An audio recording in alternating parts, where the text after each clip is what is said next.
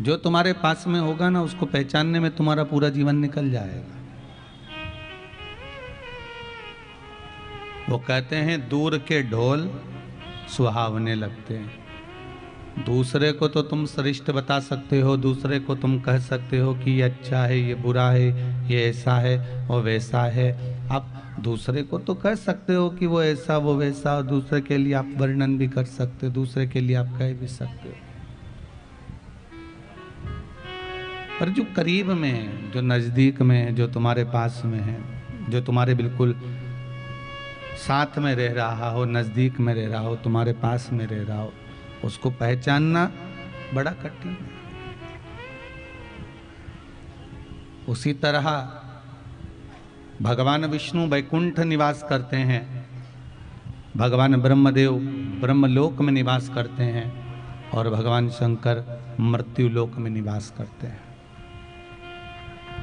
भगवान शिव का जो निवास है वो मृत्युलोक, पृथ्वी, इस कैलाश पर्वत पर, इस मृत्युलोक में, इस भूमि पर उनका निवास है।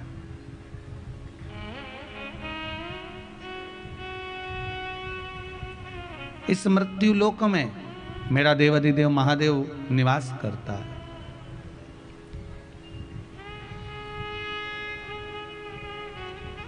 हम उसी को नहीं पहचान पाते। जो बिल्कुल करीब में होगा, बिल्कुल पास में होगा, बिल्कुल नजदीक में होगा, उसको पहचानने में पूरा जीवन निकल जाएगा। पत्नी पति को नहीं पहचान पाती, पति पत्नी को नहीं पहचान पाता, बच्चे माँ बाप को नहीं पहचान पाते। जब वो चले जाएं, माता पिता चले गए, तब बच्चों को समझ में आया कि माता पिता थे तो हमारा जीवन कैसा था, हमारे जीवन की श्रेष्ठता कैसी थी, हमारे जीवन का आनंद कैसा था। एक बात पहले भी कथा में कही, आज फिर कहते हैं कि माता पिता एक कल्प वृक्ष की तरह है।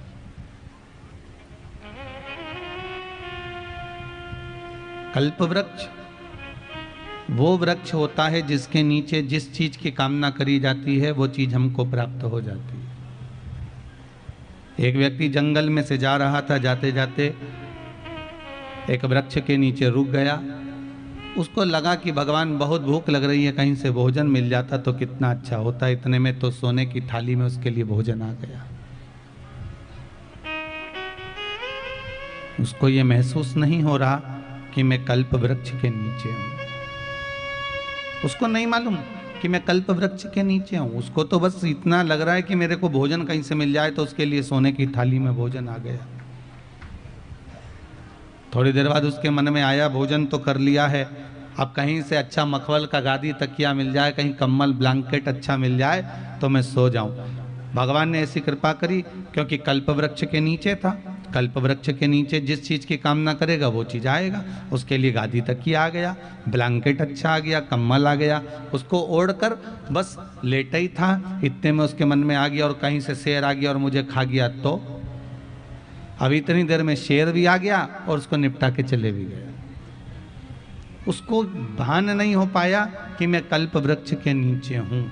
कल्प वृक्ष के नीचे जिस चीज की हम कामना करते हैं, कल्प वृक्ष के नीचे हम जिस वस्तु को सोचते हैं, कल्प वृक्ष के नीचे हम जिस चीज की कामना में डूबे रहते हैं, वो हमारे सामने आ जाती है। बच्चों के लिए माता पिता कल्प वृक्ष की तरह हैं। वो जो कामना करते हैं माता पिता के सामने कहते हैं। माता पिता भले कहीं से भी लाए, कर्जा कर कर लाए और ला कर देता ही है। वो माता पिता कल्प वृक्ष हैं। वो माता पिता कल्प वृक्ष की तरह होते हैं। उनको पहचानना कठिन है, उनको जानना कठिन। पत्नी पति को नहीं पहचान पाती, पति पत्नी को नहीं पहचान पाता।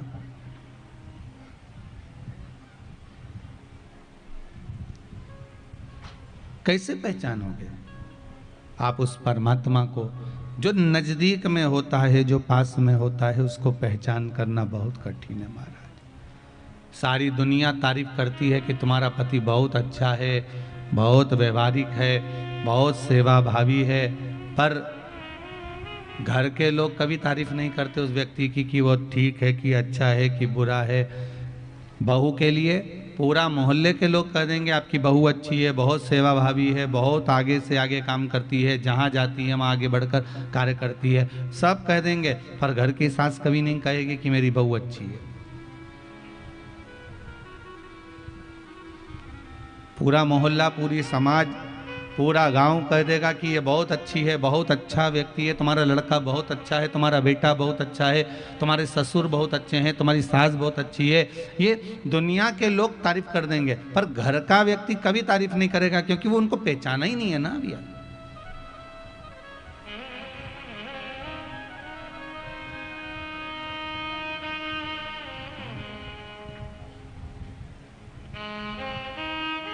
उसकी पहचान नहीं हो पाई है। और इन नैनों से, इस दृष्टि से, जिस दिन हमने परमात्मा की पहचान कर ली, शंकर के लिए, मेरे भोलेनाथ जी के लिए, वो तो अब लोगों को शिव महापुराण की कथा सुनते सुनते सुनते सुनते ज्ञात हो गया कि शंकर भी कुछ है। नहीं तो इससे पहले तो लोगों ने शिव जी को ऐसा दबा दिया था कि शिव जी के मंदिर में लोग नहीं जाते थे। केवल एक सावन के महीने में चले गए तो चले गए, एक शिवरात्रि पर चले गए तो चले गए, इसके सिवाय कोई शिव मंदिर में जाना नहीं पसंद करता था। मालूम पड़े शंकर जी के मंदिर में भी जाओ तो मालूम पड़े बाहर ही कुत्ता ही बैठा रहता था, कोई अंदर ही प्रवेश नहीं करता था। शिव मंदिर में इतनी धूल जमी होती थी, इतना कचरा पड़ा होता था कि लोग शिव मंदिर में नहीं जाते थे अंदर। पर अब पहले लोग शिव को भी नहीं पहचानते थे, शंकर को जानने में इनको पूरा जीवन लग गया, शिव को पहचानने में पूरा जीवन निकाल दिया। पर अब जब से शिव महापुराण की कथा लोग श्रवण कर रहे हैं, जब से शंकर की कथा में लोग डूबे हुए हैं, तब से लोगों को अब धीरे धीरे ज्ञात होने लगा कि शंकर भी कुछ हैं, शिव की कथा भी कुछ रस तत्व वाली है, और शिव का स्मरण हमारे जीवन को सार्थक करने वाला है, हमारे जीवन को आनंदित करने वाला है। तब ज्ञात हुआ कि शंकर कुछ है।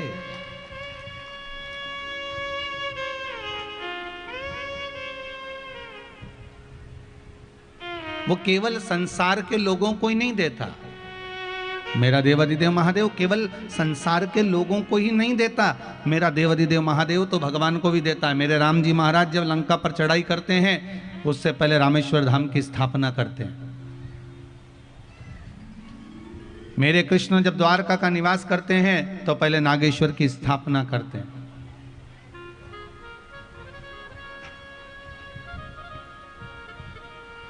वो केवल मनुष्य को, मानव को, संसार के लोगों को ही प्रदान नहीं करता, वो तो भगवान को भी देता है। भगवान विष्णु को लक्ष्मी जी दे दी, सुदर्शन चक्र दे दिया, ब्रह्मा जी को वेद दे दिए, इंद्र को ऐरावत दे दिया, इंद्र को सुंदर कामधेनु दे दी। ऐसा कौन है जिसको नहीं दिया? चोर को कुबेर बना दिया। फिर हमें क्यों खाली छोड़ेगा वो? फिर हमको क्यों छोड़ देगा? वो देने में कमी नहीं रखता, ना देवताओं को देने में कमी रखी, उसने स्वयं विष पिया है और देवताओं को अमृत दिया। स्वयं ने विष पिया और देवताओं को अमृत दिया। और तुम्हें कोई ले जाके अमृत दे दे और विष दे दे कि ये दोनों चीज तुम्हारे पास में है, तुम भी क्या करोगे? यही तो करोगे, अमृत खुद रख लोगे और विष दूसरे को दे दोगे। पर शंकर भगवान के पास दोनों चीज आई, अमृत भी ला कर दिया और विष भी ला कर दिया। बताओ क्या पियोगे, क्या दें हम आपको? शंकर भगवान कहते हैं काम करो, अमृत तुम पी लो, विष मुझे दे दो, क्योंकि मुझे मालूम है ये विष कोई नहीं पिएगा, ये विष कोई पी भी नहीं सकता, ये विष आप मुझे दे दीजिए, विष मुझे दो आप, मैं पीऊंगा। क्योंकि जो अमृत पीता है वो देव कहलाता है, जो विष पीता है वो महादेव कहलाता है। कोई विष पीने वाला कोई साधारण नहीं हो सकता। जिसने बहुत बहुत पिया है महाराज उस विष को। घर में दो तरह की बहू होती है, एक छोटी बहू एक बड़ी बहू। छोटी बहू को लगता है कि बड़ी ने तो कुछ करा ही नहीं है, अरे जिंदगी में सबसे पहले वही आई है और उसी ने सबसे ज्यादा विष पिया है। सास के ताने, सास के शब्द, सास के अपशब्द, ना जाने कितना कितना सहन करा है, पूरे परिवार को लेकर चली है, आगे बढ़ बढ़कर उसने काम किया है। भले कैसी भी रही, बुरी रही, भली रही, पर करती रही है। विष तो पिया उसने अपनी जिंदगी, विष तो धारण करा उसने अपने जीवन में, विष पिया। सबको अमृत दिया, स्वयं विष पी गया, वो साधारण नहीं हो सकता।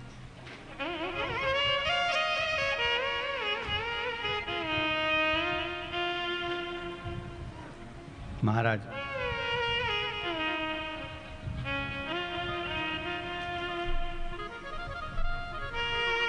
देवों को अमृत तत्व की प्राप्ति होती है। भगवान शंकर विष अपने पास इसलिए रखते हैं क्योंकि तुम बर्बाद मत होना, तुम नष्ट मत होना, मैं अपने पास में रखता हूं उसको।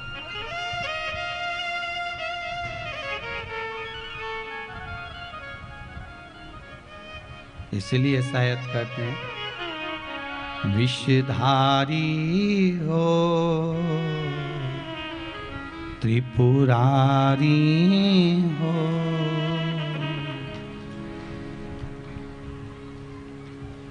हे विषधर, हे त्रिपुरारी, हे संकटहारी।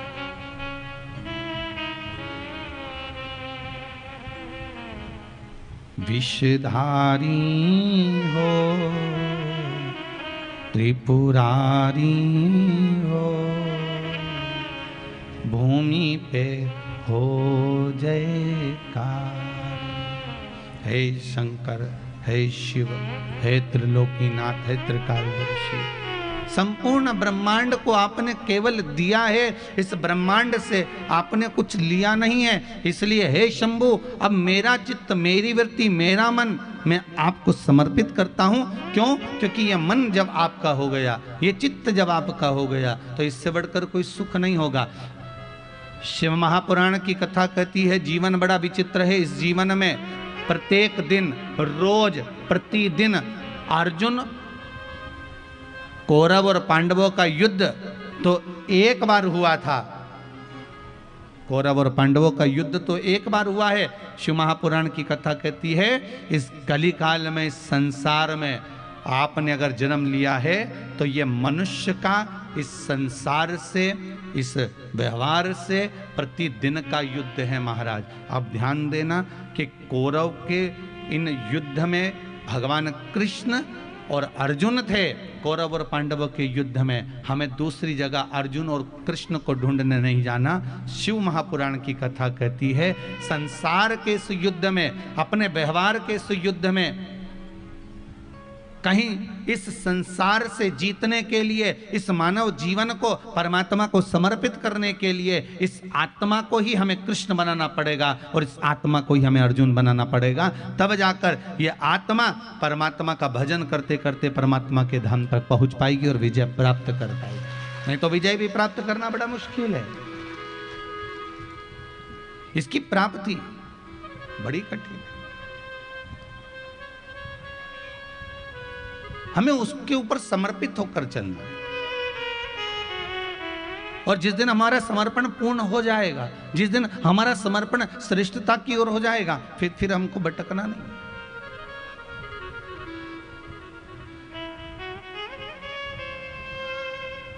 फिर हम भटकेंगे नहीं।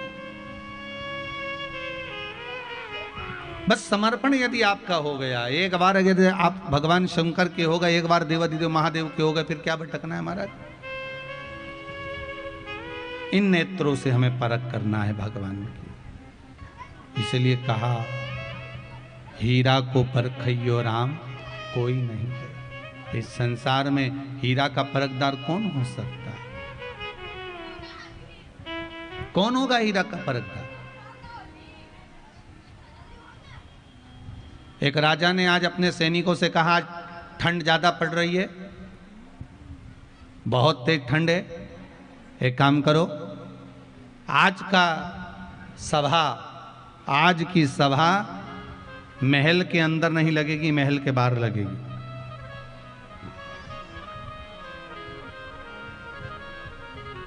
आज इस सभा को हम महल के अंदर नहीं लगाएंगे, आज इस सभा को हम महल के बाहर लगाएंगे।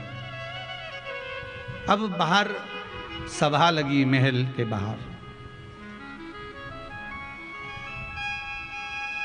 और महल के बाहर सभा लगी।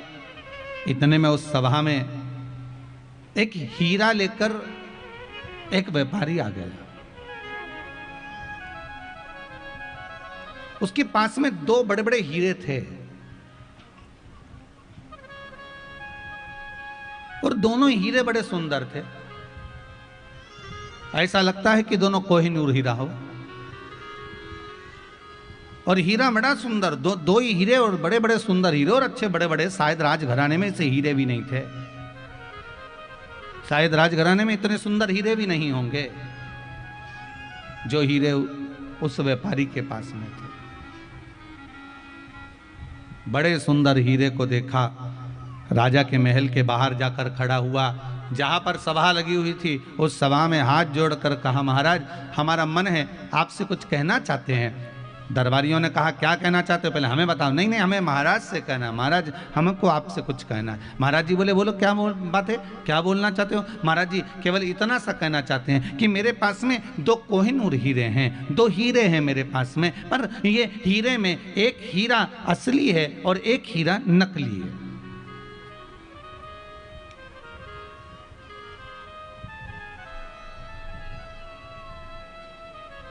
मेरे 2 हीरों में एक हीरा असली है और एक हीरा नकली है।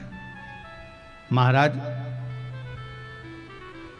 इतना सा चाहता हूं, यदि आपने या आपकी सभा में जितने मंत्री बैठे हुए हैं, जितने विद्वान से विद्वान बैठे हुए हैं, जितने ज्ञानी से ज्ञानी बैठे हुए हैं, अब राजा की सभा में कौन नहीं होता, विद्वान से विद्वान, ब्राह्मण भी होते, पंडित भी होते, साधुजन भी होते, संतजन भी होते, मंत्री भी होते, संतरी भी होते, जो सारे जितने बैठे हुए हैं, जितने सैनिक, जितने मंत्री, जितने सभासद, जितने बैठे हुए हैं, जितने जोहरी बैठे हुए हैं, मेरा निवेदन है, अगर आपकी सभा में और आप बता दोगे कि असली हीरा कौन सा है और नकली हीरा कौन सा है, आपने बता दिया असली कौन सा है तो मैं असली हीरा आपको देकर चले जाऊंगा, और अगर नहीं बताया तो आपसे हीरे की कीमत लेकर आऊंगा, क्योंकि मैं सारे राज्यों में घूमता घूमता आया हूं, हर राज्य में मैं जीतता आया हूं, क्योंकि आज तक कोई मिला ही नहीं कि जिसने बता दिया कि इसमें असली हीरा कौन सा। जितने का हीरा है उतने का रुपया मैं आपसे लेकर जाऊंगा। अगर आपने गलत उत्तर दिया तो, अगर हीरा असली बता दिया तो वो हीरा आपका, और हीरा असली नहीं बता पाए तो उस हीरे की कीमत आपको देना है, वो हीरे की कीमत आपको देना पड़ेगी। राजा ने कहा, बड़े बुरे फंसे, अगर हीरा मालूम पड़ गया तो ठीक है कि मिल जाएगा, और अपने राज्य में इतना सुंदर हीरा है भी नहीं और इतना बढ़िया हीरा अपने को प्राप्त हो जाएगा। पर दिक्कत इस बात की, अगर हीरा नहीं पहचान में आया तो बताओ 5-10 करोड़ रुपए तो वैसे ही देना पड़ेगा, और ना जाने कितने ले जाए इसका क्या भरोसा है, क्योंकि 10 करोड़ से कम का हीरा तो दिख नहीं रहा। अब इतना हीरे का पेमेंट तो देना ही पड़ेगा। फिर भी राजा ने कहा, हमारे पास में बहुत अच्छे अच्छे जोहरी बैठे हुए हैं, हमारे पास में बहुत बड़े बड़े सभासद बैठे हुए हैं, हमारे पास में बहुत बड़े बड़े मंत्री बैठे हुए हैं, सब बताएंगे कि हीरा कौन सा असली है कौन सा नकली है, ये सब बताएंगे। राजा ने सबको कहा, जाओ देखो जरा, जाते जाओ। अब कुछ तो उठ के जाने लगे, पर कुछ के मन में आया, अगर हमने बता दिया और ये नकली निकला तो राजा हमारा माथा खा जाएगा, हम तो उठे ही नहीं तो अच्छा है। अब आधे उठ नहीं रहे, कोई जा रहा है, कोई आ रहा है, कोई नहीं जा रहा, कोई नहीं आ रहा, आधे जा रहे हैं आधे आ रहे हैं, उठते ही सब हार गए, कोई उठने को तैयार नहीं हुआ, कुछ लोग गए तो उत्तर दे नहीं पाए।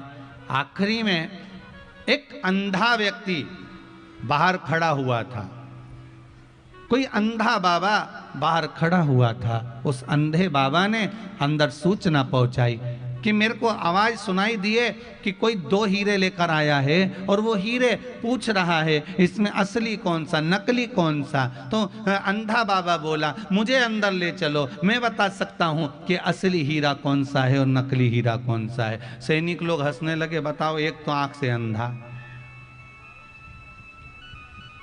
हीरे को तो देख नहीं सकता और असली और नकली बताएगा कैसे ये। एक तो आंख से अंधा है, अब असली और नकली हीरा ये बताएगा कैसे। फिर भी अंदर ले गए सैनिकों ने, जाकर कहा महाराज दरवाजे पर एक अंधा बाबा आया है। अंधा बाबा कह रहा है कि हीरा मैं बताऊंगा। राजा ने कहा लेके आओ उसको, अंदर लेके आओ। राजा ने कहा महाराज आपको मालूम है आप आंख से अंधे हो। बाबा बोला हाँ हाँ महाराज जी मेरे को मालूम, मेरी आंखें नहीं है, बचपन से मेरी आंख गई हुई है। अच्छा तो आप कैसे बता सकते हो कि हीरा असली है कि नकली? अंधे बाबा बोले ये तो हीरा देख के बताऊंगा। तो आंख तो है ही नहीं, देखोगे क्या? नहीं मुझे बताना है बस आप मुझे। अब राजा ने मन में सोचा एक ने भी तो नहीं बताया, अब जो होगा देखा जाएगा, इस अंधे पर विश्वास करो। और अंधे पर विश्वास करा, अंधे को ले जाकर हीरे के पास खड़ा करा, हीरे के पास खड़ा करा। हीरे को देखकर अंधे ने बता दिया कि ये हीरा असली है और ये हीरा नकली है, पहचान कर बता दिया उसने। अंधे ने कह दिया ये हीरा असली है, ये हीरा नकली है। जैसे ही अंधे ने कहा, जो जोहरी था जो हीरा लेकर आया था व्यापारी, उसने कह दिया बिल्कुल सही बोला ये अंधा, ये अंधा बाबा बिल्कुल सही बोला है, ये हीरा असली है। राजा ने अपने नगर में डोंडी पिटवा दी, बहुत जोरदार आनंद में ये हीरा में प्राप्त हो गया, बिना पैसे के बिना शुल्क के। सारा तैयारी होने लगी, नगर में डोंडियां पिटने लगी, दरवाजे पर द्वार पर घी के दिए जलने लगे, पूरे नगर में आनंद हो गया। करोड़ों रुपए का हीरा आज फ्री में मिल गया इस अंधे के चक्कर में, इस अंधे बाबा के चक्कर में। पर राजा के हृदय में खलबली मची रही कि अंधा जब अच्छे अच्छे व्यापारी नहीं पहचान पाए, जोहरी नहीं पहचान पाए, सैनिक नहीं पहचान पाए, सभासद नहीं पहचान पाए, तो ये अंधे ने कैसे पहचान लिया? तो राजा उस अंधे के पास गया, अंधे से जाकर पूछा बाबा ये तो बताओ कि तुम पहचाने कैसे, तुम्हारी तो आंखें नहीं थी। इतने में वो अंधा बाबा बोला महाराज बात इतनी सी है, धूप बहुत तेज पड़ रही है, उस धूप में मैंने दोनों को हाथ लगा कर देखा, जो धूप में गर्म हो गया था वो कांच का टुकड़ा था, जो ठंडा था धूप में वो हीरा था।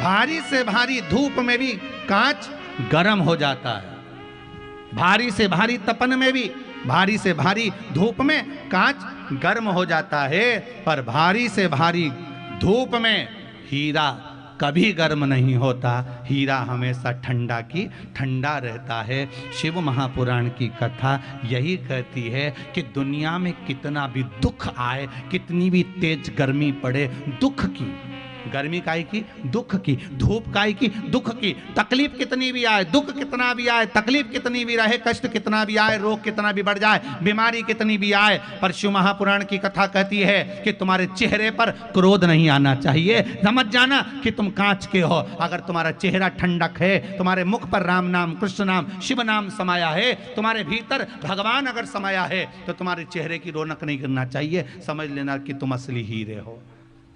असली और नकली की पहचान करना ये हीरा की कथा कहती है। हीरे की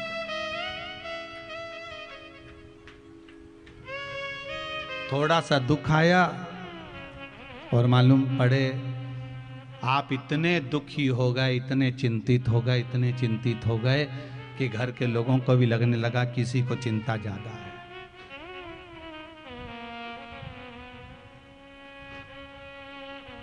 देने वाला परमात्मा है, लेने वाला परमात्मा है।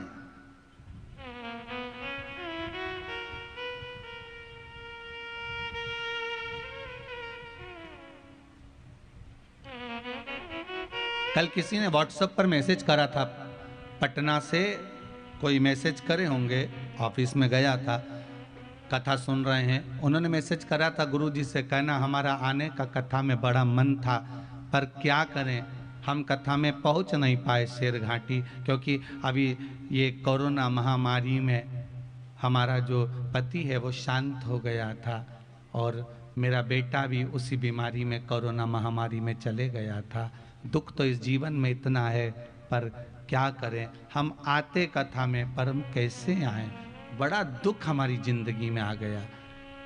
अगर वो कथा सुन रहे हैं, पटना में बैठकर भी अगर इस कथा को सुन रहे हैं, तो उनसे निवेदन करूंगा, देने वाला भी मेरा महादेव है और लेने वाला भी महादेव है।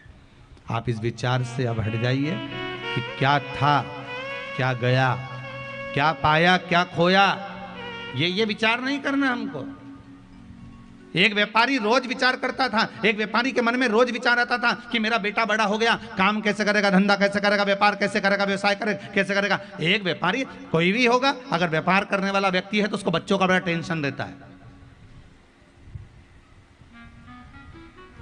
और कितने मरे साहब कोरोना महामारी में, विचार करिएगा जरा, कितने मरे कोरोना महामारी में, ढेर।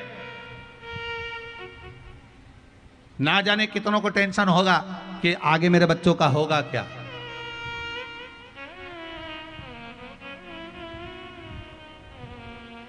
आगे मेरे बच्चों का होगा क्या।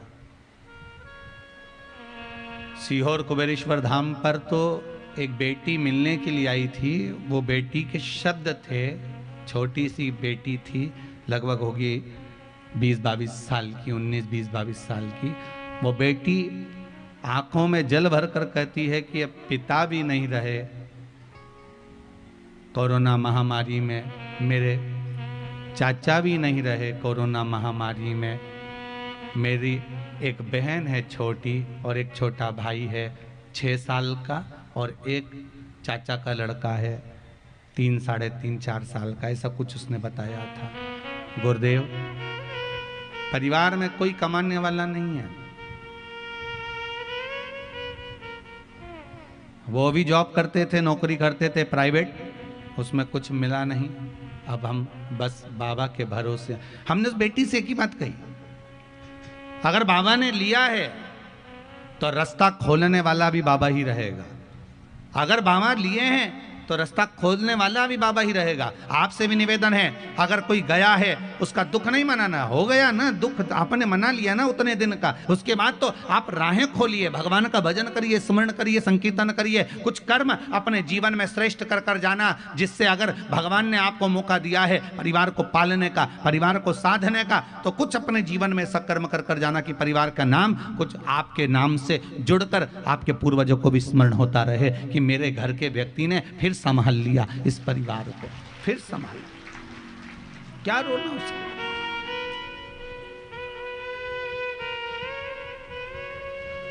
व्यापारी के मन में दुख रहता है, मेरा बेटा क्या करेगा, और केवल व्यापारी के मन में दुख नहीं है। आप जितने लोग कथा में बैठे हो ना, सबको टेंशन रहती है, हमारे बच्चे का क्या होगा, गुरुजी इसको आशीर्वाद दे दो, ये अच्छा कर लेगा, ये अच्छा कर लेगा।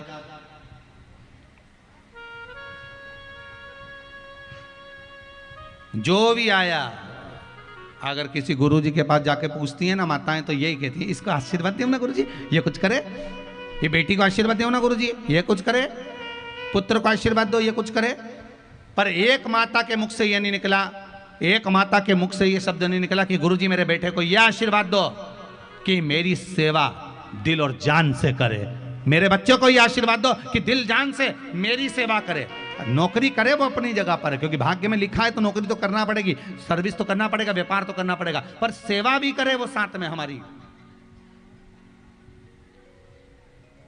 बनाओ बेटों को डॉक्टर बनाओ, तुम बेटों को इंजीनियर बनाओ, तुम बेटों को कलेक्टर बनाओ, एसपी बनाओ, डीएसपी बनाओ, जज बनाओ, तुम बेटों को जो मर्जी पड़े सब बनाओ। पर शिव महापुराण की कथा कहती है इन सब से पहले बेटों को संस्कारित बनाओ, नहीं तो तुम्हें 2 रोटी कौन देगा, जरा विचार करिएगा। सबसे पहले बच्चों को संस्कारित बनाओ। हम अपने बच्चों को प्रत्येक माता पिता बच्चे को राम बनाने की चेष्टा करते हैं और 20 दिन की कुसंगति बेटे को रावण बना देती है। आप बनाओ बच्चों को, मना नहीं, आप जो बनाना चाहते हो बनाइए, पर बेटे को सबसे पहले संस्कारित बनाने का प्रयास करिए, इनको संस्कार दीजिए।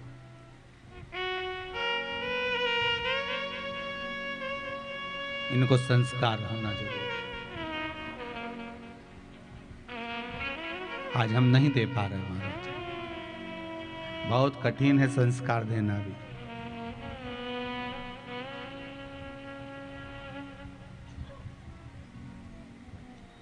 छोड़ दो उस परमात्मा पर। एक व्यापारी सोचता रहता था कि बच्चों का क्या होगा, क्या होगा, क्या होगा, क्या होगा, पर एक दिन पिता को अटैक आ गया, हार्ट अटैक आ गया, हॉस्पिटल में भर्ती करा। इसका लड़का दौड़ कर आया, पिता को अटैक आया, हॉस्पिटल में सेवा करने लगा। इसका एक दोस्त आ गया, वो भी सेवा में लग गया। समय निकल गया। 4-5 घंटे बाद डॉक्टर ने कहा अब तुम्हारे पिताजी खतरे के निशान से बाहर हैं, अब खतरा टल चुका है।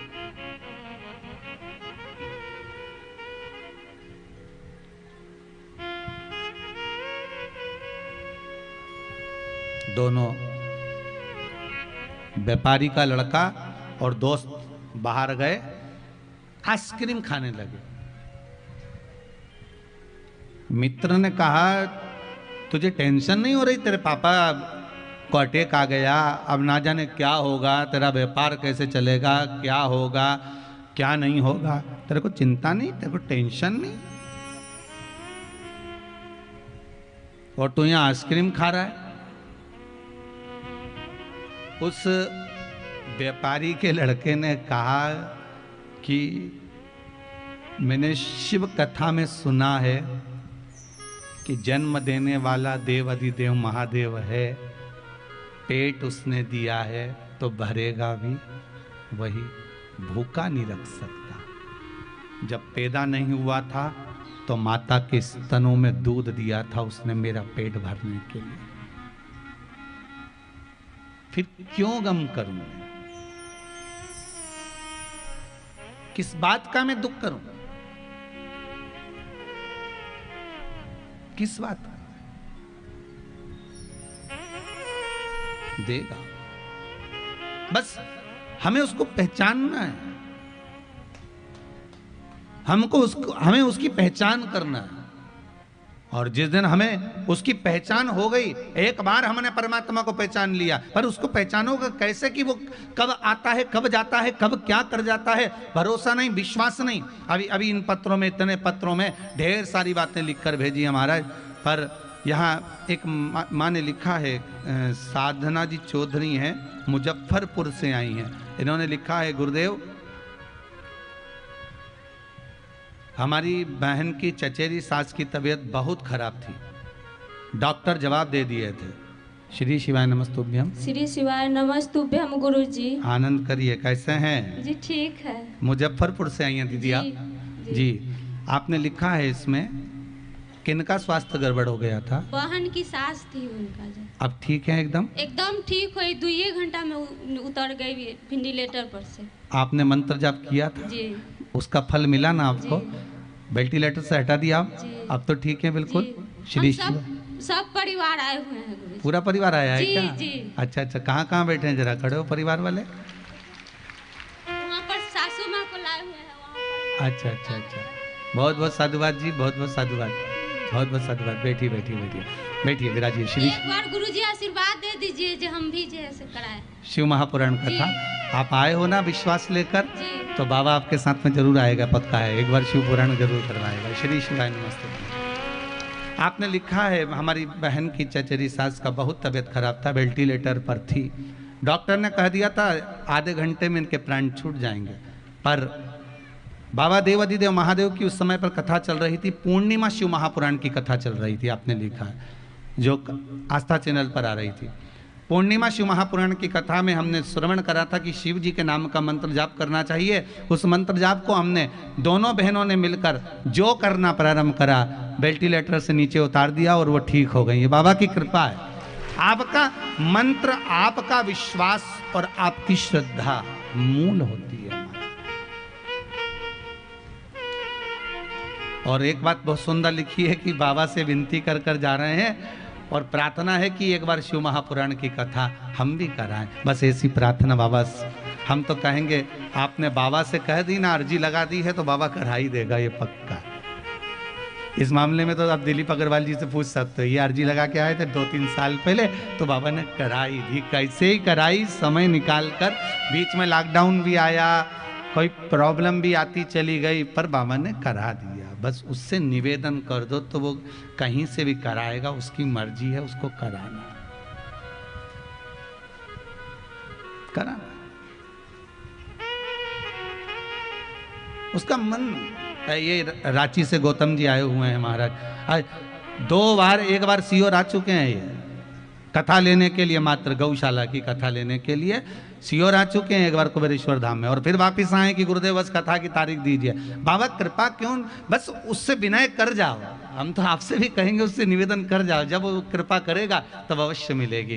क्योंकि अभी तो कथाएं खैर बाबा की कृपा से 2023 तक तो बड़ी मुश्किल है, पर फिर भी बाबा जो कृपा करेगा, कहीं बीच बीच में योग लगाता रहेगा तो कथा बाबा दे ही रहेगा। श्री शिवाय नमस्तुभ्यं। रांची गौशाला के लिए आप कथा लेने के लिए आए हैं, बहुत बहुत साधुवाद। शिव कृपा करे, करुणा सागर करुणा कर।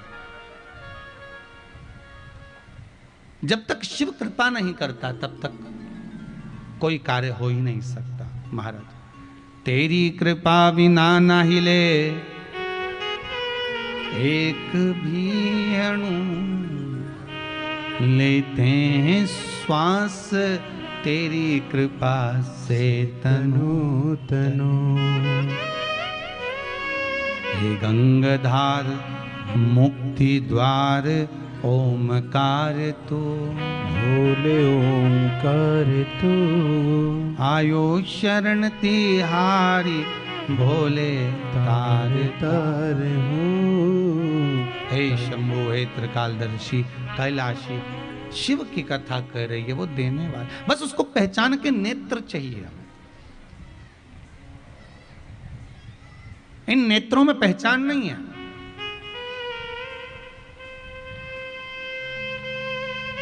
इन नेत्रों में जिस दिन पहचान आ जाएगी ना, उस दिन जीवन सार्थक हो जाएगा। पत्नी पति को नहीं पहचान पाती। एक पति पत्नी बगीचे में घूम रहे थे, गार्डन में घूमते घूमते सामने से कुत्ता आ गया। अब कुत्ता आया, पत्नी को लगा ये मुझे काट खाएगा। दोनों पति पत्नी पीछे हुए, कुत्ता और आगे बढ़ा, दोनों पति पत्नी और पीछे हुए, कुत्ता और आगे बढ़ा, पति पत्नी दोनों पीछे हुए। पति को लगा ये कुत्ता मेरी पत्नी को ना काट खाए। अगर ये कुत्ता मेरी पत्नी को काट गया तो बच्चों का टिफिन कौन बनाएगा, स्कूल कौन भेजेगा, काम कौन करेगा, काम कौन करेगा, टिफिन कौन बनाएगा। तो ये कुत्ता मेरी पत्नी को नहीं काटना चाहिए। तो जैसे कुत्ता दौड़कर इनकी ओर आया, इसने पत्नी को गोदी में ले लिया कि कुत्ता मुझे काट ले पर मेरी पत्नी को नहीं काटना चाहिए। और उसने अपनी पत्नी को गोदी में लिया, जैसे ही गोदी में उठाया कुत्ता भाग गया। और कुत्ता भागा, इसने पत्नी को नीचे उतारा। पत्नी को जैसे ही नीचे उतारा, इतने में तो पत्नी क्रोध में लाल हो गई और गुस्से में लाल होकर बोली, तुम्हें अक्ल है थोड़ी बहुत? दुनिया के लोग कुत्ते को भगाने के लिए पत्थर उठाते हैं, तुमने मुझे उठा लिया,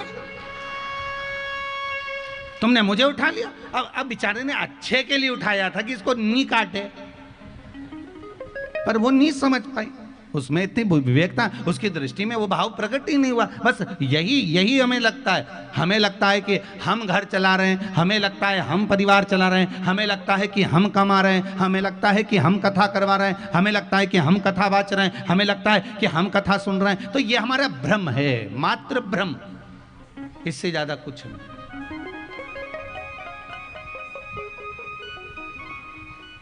ये केवल हमारा भ्रम है। हाँ, हम कुछ नहीं कर रहे। भोले आपकी कृपा से सब काम हो है। करते हो भोले बाबा मेरा नाम हो है। भोले आपकी कृपा से सब काम काम हो रहा है। ये जितना कर रहा है वही तो करता है। अपन करता है बस इन नयनों से हमें श्रेष्ठ देखना है, इन नयनों से हमें श्रेष्ठ। शिव उपासना, शिव की भक्ति, शंकर की आराधना कभी हारने नहीं दे सकती। शिव उपासना, शंकर की भक्ति, शंकर भगवान की आराधना, शंकर भगवान की उपासना कभी हारने नहीं दे सकती।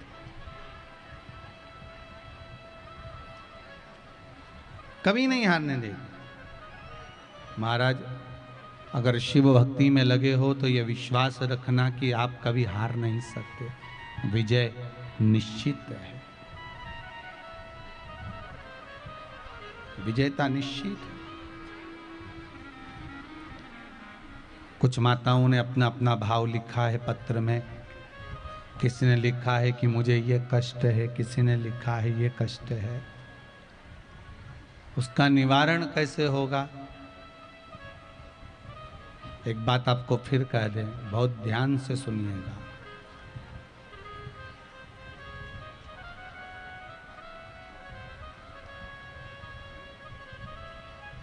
एक 108 नंबर पर फोन लगाओगे तो एम्बुलेंस आती कि नहीं आती? अरे बोलो तो, आती है। 108 पर आपने फोन लगाया तो पुलिस भी आ जाती है, एम्बुलेंस भी आ जाती है, डॉक्टर भी आ जाता है, गाड़ी आके खड़ी हो जाती है। और यदि 108 बार श्री शिवाय नमस्तुभ्यम का जाप करोगे तो देवाधिदेव महादेव आएगा कि नहीं आएगा? ये विचार करिएगा थोड़ा सा। जब एम्बुलेंस आ सकती है 108 फोन लगाने पर, तो 108 बार उसका स्मरण करने पर तुम्हारा दुख नहीं मिटेगा क्या? आप जो कष्ट है जीवन में, दुख है, तकलीफ है, रोग है, बीमारी है, घर में कोई प्रॉब्लम है, हमें 10 जगह पर नहीं भटकना, हमें कहीं जाकर बोलना नहीं, हमें तो केवल शिव का भजन करना। एक लोटा पानी शंकर जी पे ले जाकर चढ़ा देना है। वो कहते हैं एक लोटा पानी और महादेव सबसे बड़ा दानी।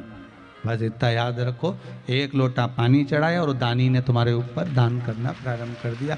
फिर कोई टेंशन है ही नहीं। अब चिंता करने की अब जरूरत क्या है? अब टेंशन लेने की जरूरत क्या है? आप तो केवल एक लोटा पानी चढ़ाने का नियम जरूर बनाओ। कोई ना कोई अगर तुमने नियम बनाया है ना, तो वो नियम तुम्हारा अगर है तो शिव उसको साथ लेगा। नियम होना जरूरी है, कुछ भी नियम बनाओ पर बनाओ। एक कथा पहले कही थी, आप लोगों को ध्यान में होगा। एक गुरुजी ने अपने चेले से कह दिया, नियम ले, कोई सा भी ले नियम।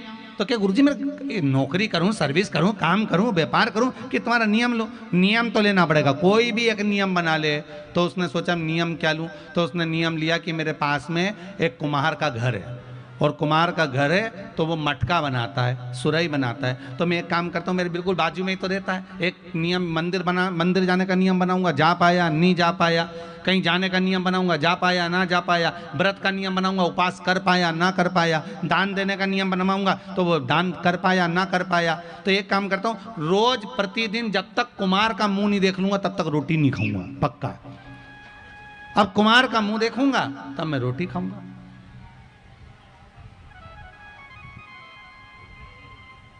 जब तक मैं कुम्हार का मुंह नहीं देख लेता तब तक रोटी नहीं खाऊंगा, तो नहीं खाऊंगा पक्का।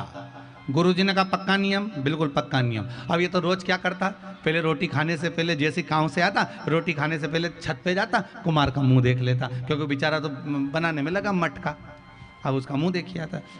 3 महीने निकल गए, 4 महीने निकल गए, 5 महीने निकल गए, 6 महीने निकल गए, 7 महीने निकल गए। उसका नियम पूरा चलता रहा। एक दिन क्या हुआ, कुमार कहीं चले गया और ये रोटी खाने आया। अब वो कुमार दिखा ही नहीं। अब वो कुमार को ढूंढा, उसके घर गया। क्यों भाभी, ओ भाऊजी, ओ भाभी। भाभी जी बोली क्या बात है भैया? क्यों वो भैया कहाँ गए? कुमार भैया। तो क्या वो तो मिट्टी लेने गए, मिट्टी खोदने के लिए, मटके के लिए, अच्छा बर्तन बनाने के लिए मिट्टी लेने गए। कहाँ गए? कि उधर गए। अब इसको भूख भी तेज लग रही, इसने ढूंढने निकला, गया गया गया गया। अब वहाँ जहाँ कुमार मिट्टी खोद रहा था वहीं पे उसको एक सोने का हंडा निकल गया। हंडा निकला और इतने में ये पहुंच गया। अब इसने तो हंडा मंडा तो देखा नहीं क्योंकि इसको भूख तेज लग रही थी। इसने कुमार का मुंह देख लिया, दूर से देख लिया। देखते सी बोला देख लिया देख लिया देख लिया देख लिया और भाग गया। अब कुमार को लगा कि इसने सोने का हंडा देख लिया, और देख लिया तो ये राजा के पास जाएगा और राजा के पास जाकर कह देगा तो पूरा सोना भी चले जाएगा। कुमार इसके पीछे भागा दौड़कर, ये आगे आगे भागा क्योंकि इसको भूख लग रही थी। इसको नहीं मालूम कि सोने का अंडा मिला है, इसने तो बस क्या देख लिया और ये भागा। अब कुमार इसके पीछे, ये आगे आगे भागते भागते भागते भागते ये सीधे पहुंच गए घर पे। ये रोटी खाने बैठा, कुमार इसके पीछे दौड़कर पहुंचा हंडा लेकर और कपड़े में ढका हुआ। भैया देख लिया ना तूने? हाँ देख लिया। तो एक काम कर, आधा तू रख ले, आधा मैं रख लूं। इतने में उसने पूछा क्या आधा आधा? उसने कपड़े में से खोल के बताया ये सोने का हंडा निकला था और तूने देख लिया। इतने में उसने मन में सोचा बताओ, मेरे गुरुजी ने कहा था एक नियम बना ले तेरा उद्धार हो जाएगा। मैंने नियम बनाया था मुंह देखने का, मालूम पड़े सोना आधा मिल गया। केवल एक नियम बना लो कि 1 लोटा पानी शंकर जी के मंदिर में रोज जाके जम के तो बोलो चढ़ाना है। तुम तो कोई भी एक नियम बना लो, कोई भी एक नियम बनाओ ना, तुम्हारा मन पड़े वो नियम बनाओ। पहले की माताओं का एक नियम था, पति के चरणों को रोज दबाऊंगी। आज के जमाने में तो गला दबा दे।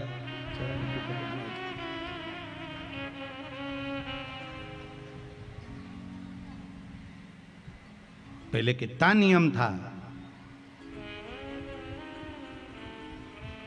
पहले की तो पत्नियां पति को रोज सिर पे पल्लू ले इन्हें प्रणाम करती थी। प्रणाम।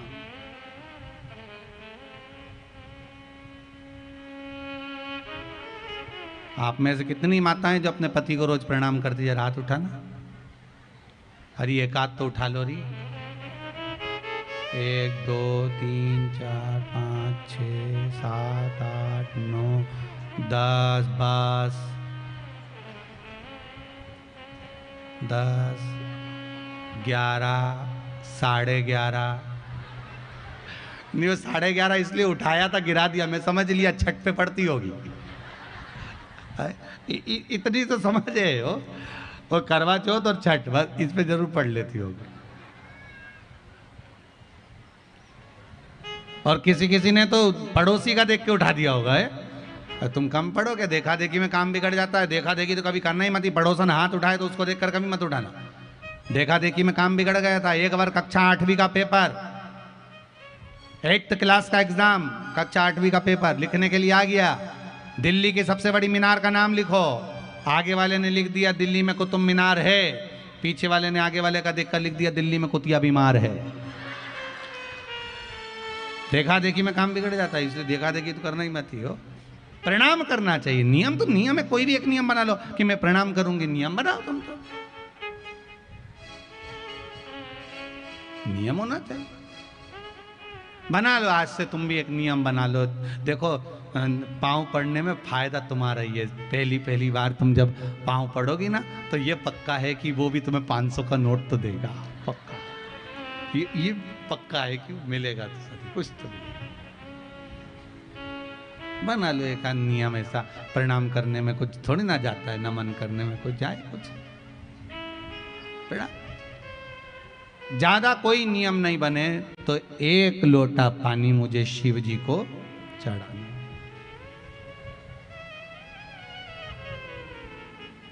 बनाओ नियम ऐसा। हाँ, रजो धर्म के समय पर, जब रजो धर्म रहेगा, 7 दिन में काम नहीं कर पाऊंगी, तब मैं मंदिर जल चढ़ाने नहीं जाऊंगी, ठीक है। पर बाकी के दिन अगर मैं अपने नगर में हूँ, अपने गांव शेरघाटी में, या जहाँ से आप लोग आए हो, मैं अपने गांव में हूँ, तो शंकर जी के मंदिर में जाकर जल चढ़ाऊंगी। अगर ये नियम नहीं बना सकते तो एक नियम बनाओ कि मैं शंकर भगवान के शिखर का दर्शन करूंगी, शिखर का दर्शन। ये भी नियम नहीं बना सकते तो एक नियम बनाओ कि मैं प्रतिदिन एक चावल का दाना भगवान के मंदिर में चढ़ाऊंगी, ज़्यादा भी नहीं तो एक चावल का दाना चढ़ाऊंगी। ये भी नियम नहीं बना सकते तो एक नियम बनाओ कि मैं शंकर भगवान को बेलपत्र चढ़ाऊंगी। ये भी नहीं बना सकते तो एक नियम बना लो कि शंकर जी के मंदिर में रोज जाके झाड़ू लगाऊंगी, शंकर जी के मंदिर में पोछा लगा दूंगी, शिव जी का जो फूल चढ़ा हुआ है उसको उतार कर मैं बासी फूल निर्माल्य ले जाकर कहीं साइड में रख दूंगी। कुछ भी एक नियम अपनी जिंदगी में बना लो, ये पक्का है कि मेरा देव अधिदेव महादेव तुम्हें खाली नहीं छोड़ेगा, तुम्हारे नियम के बल पर तुम्हें देह जरूर देगा। बनाओ नियम कुछ। अरे ये भी नियम नहीं बनाओ तो ये नियम बना लो कि मैं अपनी सास को सवेरे उठकर सबसे पहले प्रणाम करूंगी। तुम नियम तो बनाओ, 3 महीने में सास भी अपनी सोने की अंगूठी। तुम नियम बनाओ तो सही, बनाओ तो मिले ना। अब तुम बनाओ नहीं और तुम सोचो कि माल मिल जाए तो ऐसे मिले।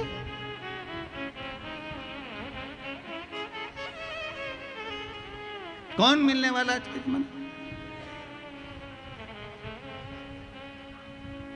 बनाओ नियम एक कि मैं आज से नियम बनाऊं कि 1 लोटा पानी हर हर महादेव शिव जी को चढ़ाऊंगी। और इतना नियम ये भी नहीं बनाओ तो एक नियम बना लो, मैं अपने मोबाइल पर रात्रि को सोते समय 5 मिनट शिव महापुराण की कथा सुनूंगी, पर सुनूंगी बिना सुने नहीं सोऊंगी। ये भी नियम बना सकते हो। और होगा, कई लोगों ने तो बना के भी रखा होगा। कितनों ने बनाया? जरा हाथ उठाना, कौन को रात में कथा सुन के सोते हो? अरे वाह, बहुत सारे। उधर लो, उधर लो, आप इधर लो। बनाना चाहिए नियम कि मैं कथा सुने बगैर नहीं सुनूं, भले आधा घंटा सुनूं, 15 मिनट सुनूं, 10 मिनट सुनूं, पर सुनूंगी। ये भी मेरा नियम, कथा सुनूंगी। शंभु शरणे पड़ी मांगो घड़ी रे घड़ी दुख काटो, दया करी ने दर्शन। आपका नियम अगर है तो भगवान उसको निभा देता है। आप नियम बनाइए। शिव महापुराण की कथा कहती है महाराज, शंकर का चरित्र कहता है।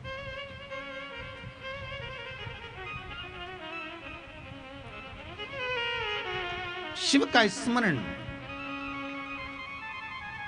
आज विदल और उत्पल 2 असुर जिनका संहार स्वयं मां जगत जननी माता पार्वती जी ने किया, जिनका संहार। और विदल और उत्पल ये दोनों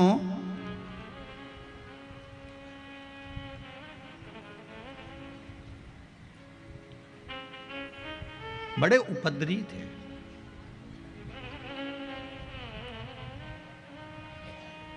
अच्छा, एक बात बहुत ध्यान देना कि जितने भी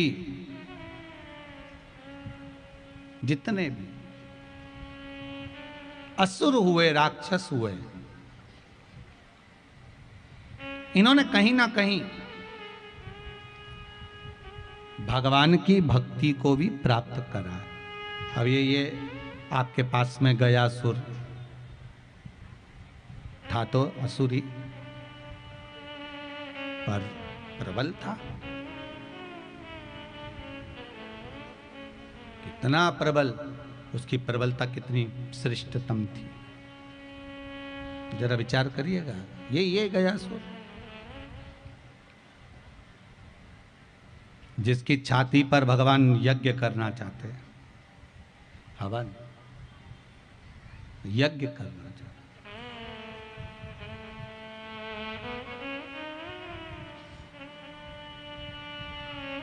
और कौन करना चाह रहा है? ब्रह्मदेव।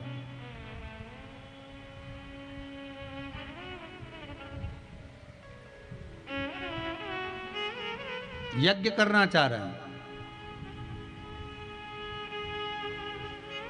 और ब्रह्मा जी ने यह विचार करा कि इस गयासुर की छाती पर ही यज्ञ क्यों करना चाहते हैं? आखिर क्या था ऐसा गयासुर में? गयासुर में इतना बल आखिर क्या था? शिव महापुराण की कथा कहती है, विष्णु पुराण कहती है महाराज, स्कंद पुराण वर्णन करती है कि यह गयासुर कोई साधारण नहीं था। जितना उपद्रवी था उतना भजनावली था। जैसे तारकासुर था वैसा ही गयासुर था।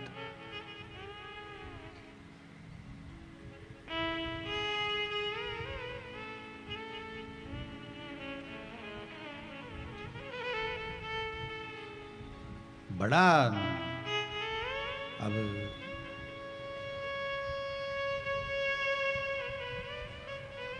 गयासुर की छाती पर यज्ञ।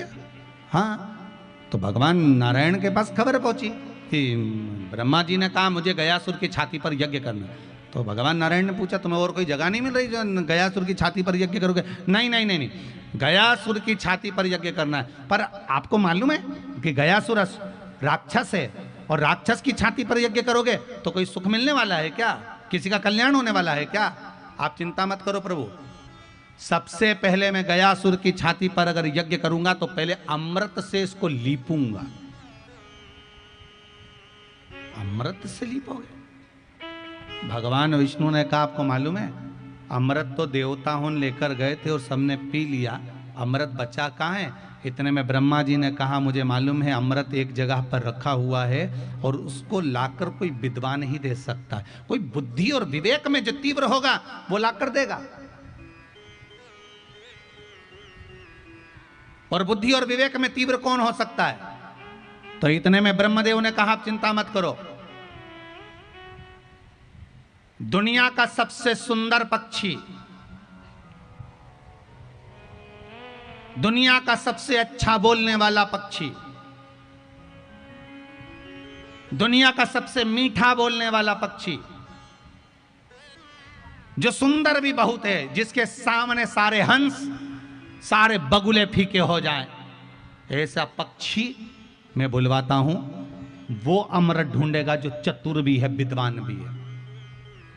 तो के वो कौन सा पक्षी है? दुनिया का सबसे सुंदर पक्षी है कौन सा? कौवा। दुनिया का सबसे सुंदर पक्षी था कौवा। इतना सफेद था कौवा कि हंस भी उसके सामने फीके थे। इतना सफेद था कौवा कि उसके सामने बगुले भी फीके थे। इतना सुंदर था कौवा। कौवा इतना मीठा बोलता था कि कोयल की आवाज तो एकदम फीकी है कौवे के सामने। इतना मीठा कौवा बोलता था, इतना सुंदर था, इतना मीठा बोलता था। ब्रह्मा जी ने कौवे को बुलाया, कौवा इधर आओ। कौवे ने कहा बोलिए प्रभु। ब्रह्मदेव आज्ञा करिए, क्या करना है मुझे? ब्रह्मा जी ने कहा जाओ अमृत को ढूंढो, और अमृत अगर तुम्हें मिल जाए, अमृत अगर तुम ढूंढ लो तो तुम मुझे बता देना। अमृत को ढूंढने के बाद आप मुझे बताना, मैं अमृत को लेने जाऊंगा और अमृत को लेकर आऊंगा और अमृत से गयासुर की छाती को लीपूंगा, शरीर को लीपन करूंगा और उसके ऊपर फिर मैं हवन करूंगा, यज्ञ करूंगा। ठीक है। अब कौवे से कहा कि अमृत को देखकर आना, परख कर आना, पर एक बात का ध्यान रखना, कितनी भूख लगे प्यास लगे पर अमृत को मत चखना, क्योंकि यहां में झूठा कर देगा तो झूठा सामान यहां कैसे कम करो।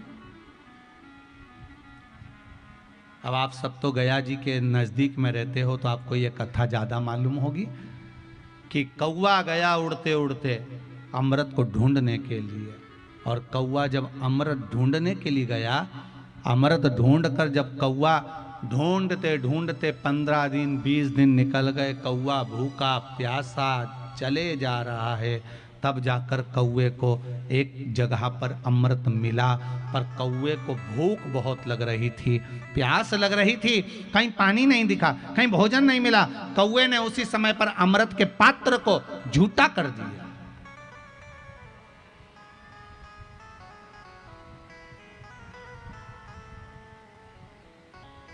अपनी चोंच को उसने अमृत को लगा दिया।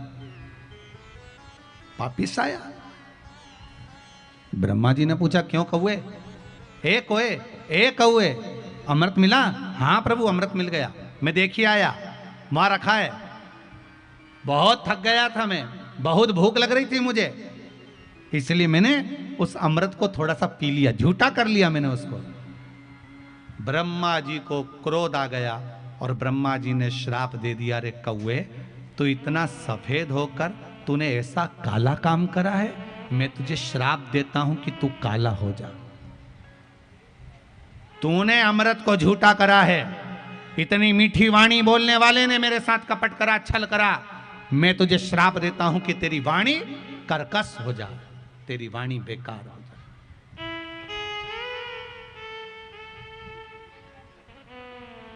ये वाणी तेरी कर्कश हो जा। एक बात बहुत अपनी जिंदगी में उतार कर रखिएगा साहब, किसी को विष दे दो चल जाएगा, पर किसी के साथ विश्वासघात कभी मत करो। जिंदगी में कभी किसी के साथ विश्वासघात मत करना। विष दे दोगे चल जाएगा, पर विश्वासघात मत करना।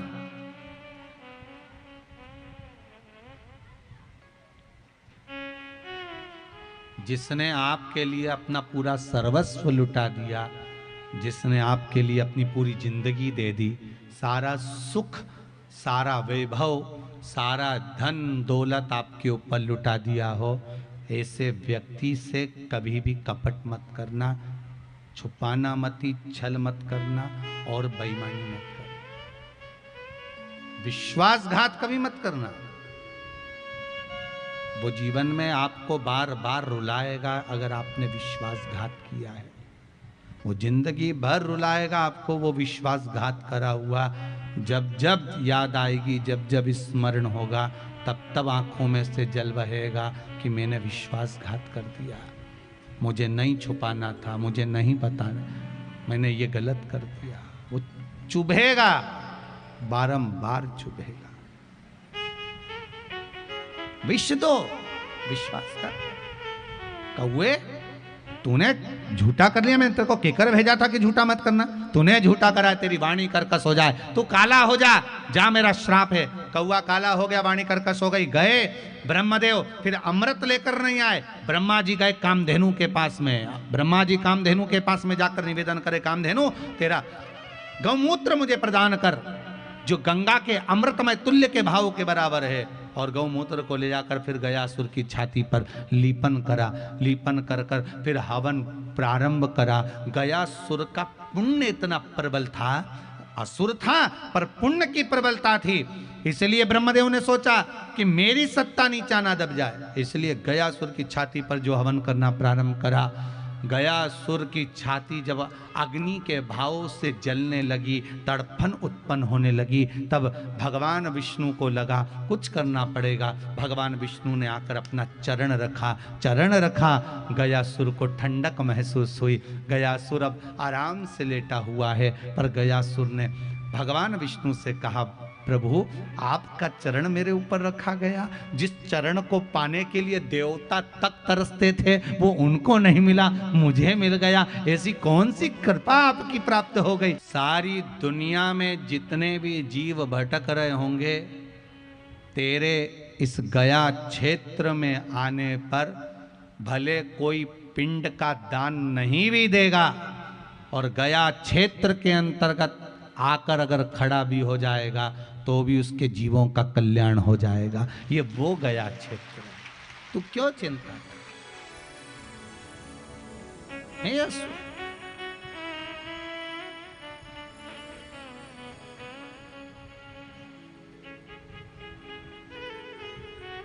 होता है।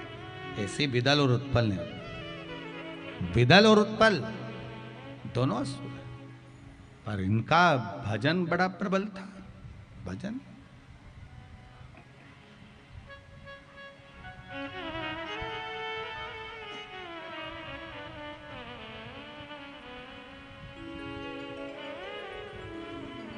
और विदल और उत्पल दोनों सम्मुख आए।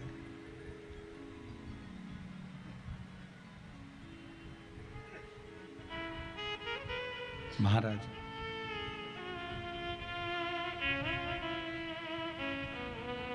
जब देखा, पार्वती जी के सौंदर्य को देखकर लोभित हो गए।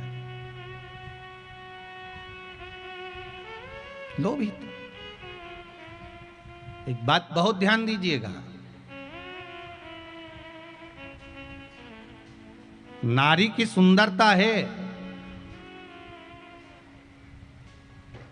पुरुष की सुंदरता है, पर उसकी ओर आसक्ति होना यह श्रेष्ठता नहीं। आज विदल उत्पल को देखा, पार्वती जी की ओर आए, इन्होंने उठाया कुंदुक, माता पार्वती ने प्रहार करा, विदल उत्पल के प्राण छूटे। वो कुंदुक भगवान शिव जी के चरणों में गया तो शिव जी का नाम कुंदकेश्वर पड़ गया। क्या नाम पड़ा है? कुंदकेश्वर। कुंदकेश्वर। भगवान कुंदकेश्वर का स्मरण अगर जीव करता है, भगवान कुंदकेश्वर का स्मरण करता है, नाम जाप करता है, उसका भी फल बहुत है महाराज। एक बात और अपने जीवन में उतारी है, कई माताओं ने प्रश्न, कुछ माताओं के हैं कि घर में लक्ष्मी नहीं है, संपदा नहीं है, बहुत दुखी चल रहे हैं। पहले तो आप वो जल का पात्र वाला उपाय कर लो जो पहले बताया है, वो नहीं कर सकते तो कुंदकेश्वर का उपाय करिए। बेलपत्री,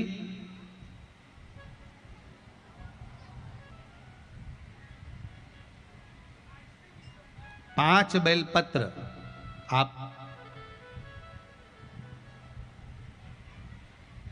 पांच बेलपत्र बेलपत्री को ले सकते हैं और पांचों बेलपत्र में पीला चंदन पूरी बेलपत्री पर लगा लें। पीला चंदन, केवल एक बेलपत्र ऐसी हो जिस बेलपत्री पर आप गाय का घी लगाएं। क्या लगाना है? गाय का घी। 5 बेलपत्र में से 2 बेलपत्र नीचे पीली चंदन वाली, बीच में गाय के घी वाली बेलपत्र, और उसके ऊपर वापस 2 बेलपत्र वही पीले चंदन की रख लें। महाराज प्रदोष के दिन व्यापार वाली जगह पर या अपने घर में जहां रसोई घर हो या पूजन का स्थान हो, उस 5 बेलपत्र को एक कटोरी में, एक बाटकी में रख लें और एक घी का दिया उस बेलपत्र के सम्मुख में लगाएं। उस बेलपत्र को प्रदोष के दिन, प्रदोष काल में उठाएं और भगवान शंकर को अपनी कामना कर कर समर्पित कर कर जाएं। केवल 2 प्रदोष करिए कुंदकेश्वर महादेव के नाम से। लक्ष्मी मेरा भोलेनाथ देना प्रारंभ कर देगा, संपदा वो देगा, वैभव वो देगा। 2 प्रदोष कर कर देख लीजिए। वैसे करना चाहिए इसको 5 प्रदोष। कितने प्रदोष करना चाहिए? 5। पर आप 1 प्रदोष करेंगे, दूसरा प्रदोष करेंगे, अपने आप संपदा बढ़ना, वैभव बढ़ना, लक्ष्मी की आवक होना प्रारंभ हो जाए। कुंदकेश्वर महादेव लक्ष्मी की वृद्धि कर देता महाराज। और कहीं रोग बीमारी सता रही हो,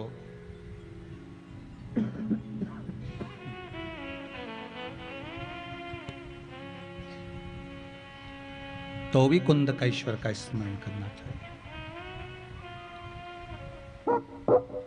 कुंदकेश्वर महादेव सुख देते हैं महाराज, वैभव देते हैं। ऐसे भगवान शिव जी के चरणों में जाकर कुंदुक गिरा। जब कुंदुक गिरा, शिव जी का नाम कुंदकेश्वर हो गया। बोल कुंदकेश्वर महादेव की जय। भगवान शंकर कुंदकेश्वर के रूप में विराजित हुए। आगे वर्णन आया है, शिव महापुराण की कथा कहती है, दनु नाम के राजा हुए जिनके 2 पुत्र थे, रंभ और करम।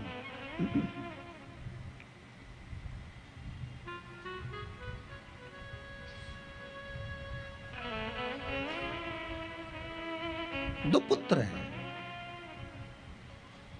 दनु नाम के राजा के 2 पुत्र हैं, रंभ और करम।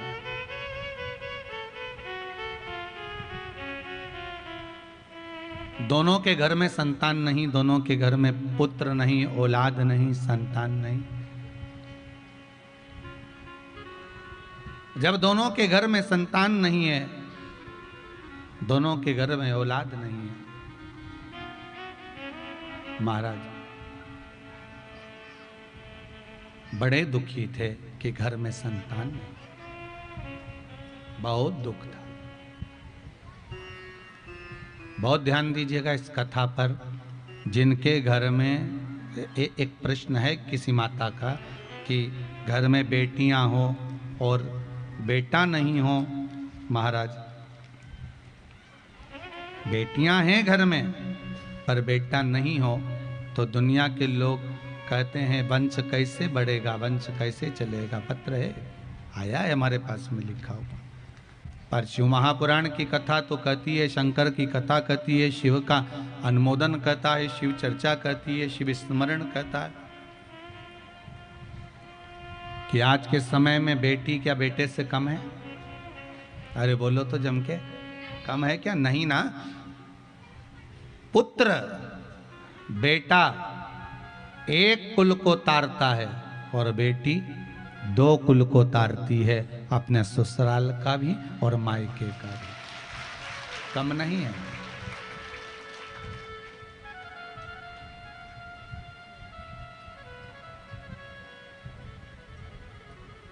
भाग्यशाली होते हैं जिनके घर में बेटियां होती हैं। जिनके घर में बेटी होती है वो भाग्यशाली होते हैं, भगवान के कृपा पात्र होते हैं कि घर में बेटी हुई।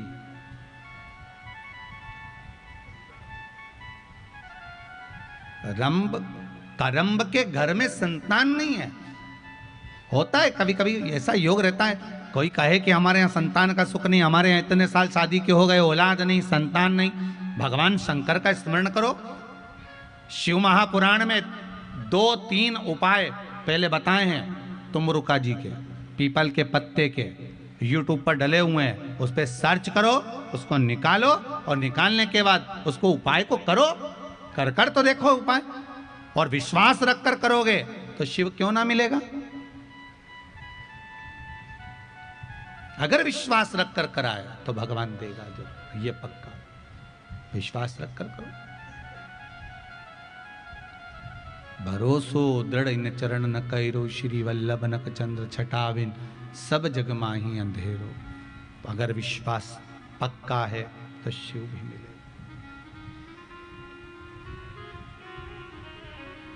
मिलेगा महाराज।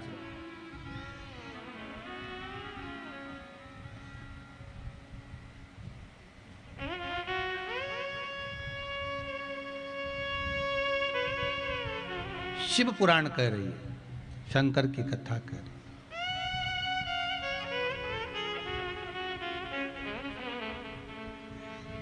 शिव महापुराण कहती है कि आपका विश्वास अगर दृढ़ है, रंभ करम तपस्या करने के लिए गए, पानी में खड़े होकर तप कर रहे थे, इतने में मगर आ गया। मगर ने आकर करम्ब को खा लिया। रंभ को लगा मेरा भाई मर गया, अब क्या करा जाए। रंभ वापिस आया, भाई तो मर चुका था जिसको मगर खा चुका था। रंभ ने क्या करा, चारों तरफ से अग्नि जलाकर बीच में बैठकर तप करना प्रारंभ करा। भगवान ब्रह्मा जी प्रकट हो गए। ब्रह्मदेव ने कहा मांगो रंभ, क्या चाहिए तुम्हें। रंभ ने कहा महाराज हमारे यहाँ संतान नहीं, मेरे यहाँ औलाद नहीं, आप कृपा करोगे तो मेरे यहाँ संतान होगी। आप कृपा करोगे तो मेरे यहां संतान हो, मेरे यहां संतान नहीं है। भगवान कहते हैं, ब्रह्मदेव बोले, सुनो रंभ, तपस्या कर कर उठकर तुम जिसको प्रेम की दृष्टि से देख लोगे उसी से तुम्हारी औलाद पैदा होगी। तपस्या कर कर उठकर तुम जिसको प्रेम की दृष्टि से देख लोगे उसी से तुम्हारी औलाद पैदा होगी। कितना सुंदर संवाद कहती है शिव महापुराण की कथा कि शंकर के मंदिर जाओ, शिव की कथा में जाओ, तीर्थ जाओ, कहीं अच्छे स्थान पर जाओ तो वहां से जाने के बाद अपने ही घर में आओ, किसी दूसरे के घर में मत जाओ। किसके घर में आओ? अपने घर में आओ। क्यों? जब हम कोई उपास कर कर, व्रत कर कर, पूजन कर कर, साधना कर कर, तीर्थ कर कर, कथा श्रवण कर कर अपने घर में आते हैं तो उस भूमि का जो तेज बल होता है, उस भूमि का जो तप बल होता है, उस भूमि का जो पुण्य बल होता है, वो हमारे कपड़ों में चिपक कर हमारे शरीर के द्वारा, हमारी दृष्टि के द्वारा हमारे घर में प्रवेश कर जाता है और ना जाने कितने जीवों का कल्याण कर जाता है। कितने जीवों का कल्याण।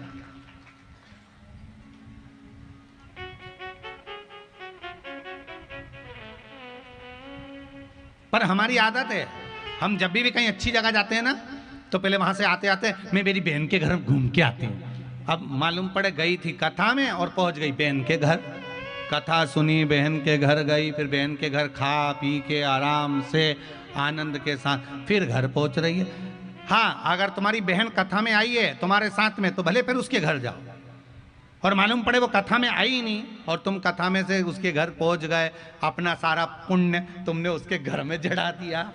पूरा अच्छा अच्छा जो वैभव था, पुण्य था, सत्कर्म था, भजन था, कीर्तन था, सब उसके घर में जड़ा दिया। और बाद में अपने घर पहुंचे, घर के लोगों ने पूछा कहाँ गई थी? कथा में गई थी। अच्छा, क्या लेके आई?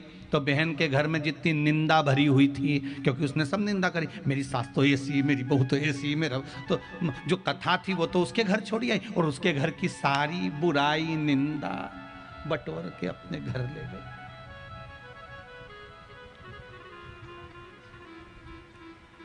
क्या लेने गए थे कथा में? पुण्य। क्या लेकर जा रहे हो? जम के तो बोलो।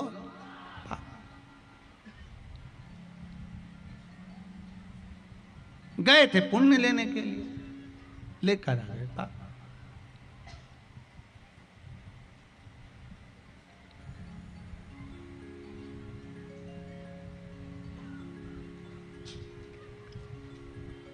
महाराज यही कथा करें।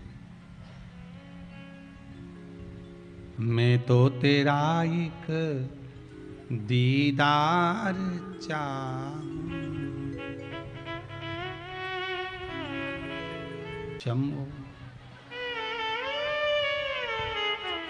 अच्छा, ये भी पक्का है, तुम सोची तो होगी कि ये कथा में ये कहाँ की बात है कि बता जो हाथ उठा के हर हर महादेव नहीं बोले उसे उठा लीजिए। नी भी अगर मन हो तो भी उठाना तो पड़े। अच्छा, यही बात एक बार एक मोटरसाइकिल वाले भैया ने बेचारे ने मैसेज करके लिखा कि तुम्हारे ये मत बोला करो कि हम कथा हेडफोन लगा के काम करते करते मोटरसाइकिल चलाते चलाते सुने, अब बीच में मालूम तुम बोल दो कि हाथ उठा के नहीं बोले उसे भगवान उठा ले, तो हमको गाड़ी खड़ी करना पड़े, फिर बंद करना पड़े, फिर हर हर महादेव बोले तो आसपास वाले सोचे पगला गया।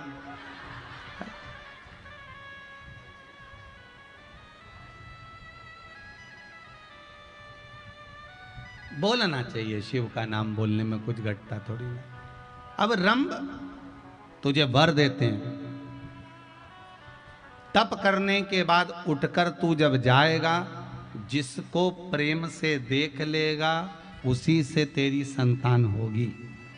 अब रंभ ने तप करने के बाद उठा और फिर निवेदन है कहीं पर भी अच्छी जगह जाओ, भजन कीर्तन सत्संग संकीर्तन मंदिर देवालय तीर्थ, पहले अपने घर जाओ।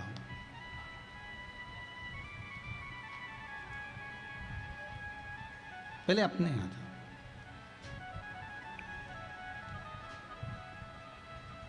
जैसे ही रंभ तब कर कर उठा, उठकर जाने लगा, सामने से एक महिष निकल कर जा रही थी। कौन निकल के जा रही है? महिष। महिष मतलब भैंस। और उस भैंस को रंभ ने प्रेम से देख लिया और इसको वर था, जिसको प्रेम से देखेगा उसी से इसकी संतान होगी, उसका गर्भ ठेर जाएगा। और रंभ ने उस महिष को, उस भैंस को प्रेम से देखा, भैंस का गर्भ ठेर गया। भैंस का गर्भ ठेर।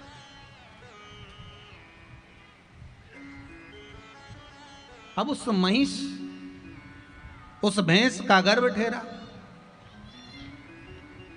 गर्भवती भैंस महिष जब अपने घर पहुंची तो उसका जो पति था भैंसा, महिषा, उसने देखा कि मेरी पत्नी गर्भित कैसे हो गई। वो महिषा भी कोई साधारण नहीं था, बहुत तपी था। उसने तप साधना से ध्यान लगाकर देखा कि मेरी महिष, मेरी भैंस का गर्भ कैसे ठहरा है। तो उसको ध्यान में आ गया कि वो रंभ की दृष्टि से गर्भ ठहरा है, मतलब इसके गर्भ में रंभ की संतान है। क्रोध आ गया, इतना क्रोधी हुआ वो महिषा, वो भैंसा दौड़ कर गया जहां पर रंभ जा रहा था रास्ते से, उसके प्राणों को हर लिया। रंभ भी मर गया, रंभ मर गया। अब रंभ के प्राण चले गए। रंभ जब मरा, राजघराने से उसका अंतिम संस्कार किया गया, चिता जलाई, चिता बनाई, उस पर रंभ को सुलाया और आग लगाई। इतने में महिष को लगा, भैंस को लगा कि मेरे गर्भ में जो संतान है वो इस रंभ की है, मेरे गर्भ में जो औलाद है वो इस रंभ की है। और मैं गर्भित महिषा क्यों ना अपने पति के साथ सती हो जाऊं। अगर इसकी संतान मेरे गर्भ में है तो ये मेरा पति ही तो कहलाएगा। और वो जलती हुई चिता में भैंस कूद गई। जैसे ही महिष कूदी, भैंस कूदी, जलती हुई चिता से उस महिष के गर्भ से एक बेटे ने जन्म लिया जिसका नाम महिषासुर हुआ। क्या नाम पड़ा? महिषासुर। अब महिषासुर का जन्म हो गया, उसका राज्य की स्थापना हो गई। चारों तरफ उसने अपना राज्य घोषित कर दिया। एक दिन तप करने के लिए गया ब्रह्मदेव का। ब्रह्मा जी का तप कर रहा था।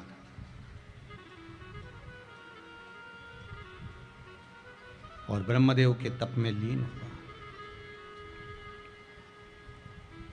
ब्रह्मा जी प्रकट हुए, मांगो क्या चाहिए तुमको, क्या दिया जाए, बोलिए क्या चाहिए आपको। ब्रह्मदेव ने पूछा। महिषासुर बोला, ब्रह्मदेव मुझे वर दीजिए कि मेरे प्राण ना छूटे, मैं मरूं ना, मेरी मृत्यु ना हो, मेरे प्राण नहीं जाना चाहिए, मैं मरना नहीं चाहिए। कल आपको कथा में कहा था, बादाम खाओगे तो भी मरोगे, नहीं खाओगे तो भी मरोगे, रोटी खाओगे तो भी मरोगे, नहीं खाओगे तो भी मरोगे, बालों में कलर लगाओगे तो भी मरोगे और नहीं लगाओगे तो भी मरोगे। तो तुम टेंशन मत लो, मरना तो निश्चित है। तुम चाहे खाओ चाहे मत खाओ। एक व्यक्ति को लगा तो उसने एक प्रश्न किया, गुरुजी ये बताओ, जब मरना निश्चित है, जब मरना निश्चित है, भजन करोगे तो भी मरोगे और नहीं करोगे तो भी मरोगे, तो फिर हम भजन काहे को करें? अगर मरना ही है तो फिर भजन की जरूरत क्या, कथा सत्संग प्रवचन की जरूरत क्या? हमें मरना ही है। कथा सुनने वाला भी मरेगा, कथा नहीं सुनेगा वो भी मरेगा, तो फिर भजन की जरूरत क्या? तो भैया भजन की जरूरत इसलिए है कि देखो, बिल्ली अपने मुख से चूहे को पकड़ती है, चूहा बचता है क्या?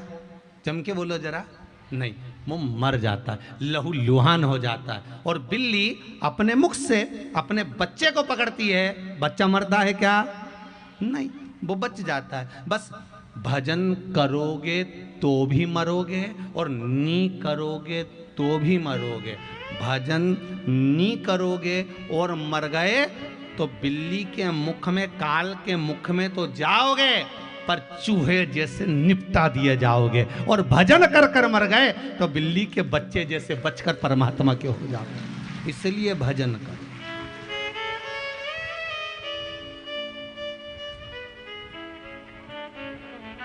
मृत्यु निश्चित है, मरना निश्चित है। आया है सो जाएगा, राजा रंक फकीर। आया है जाए,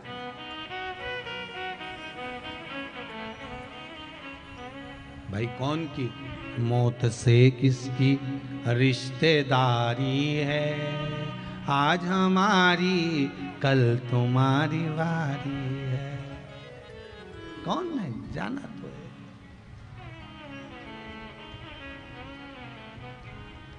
मौत से किसकी रिश्तेदारी है, आज हमारी कल तुम्हारी वारी है। जाना है, निश्चित है, पक्का है।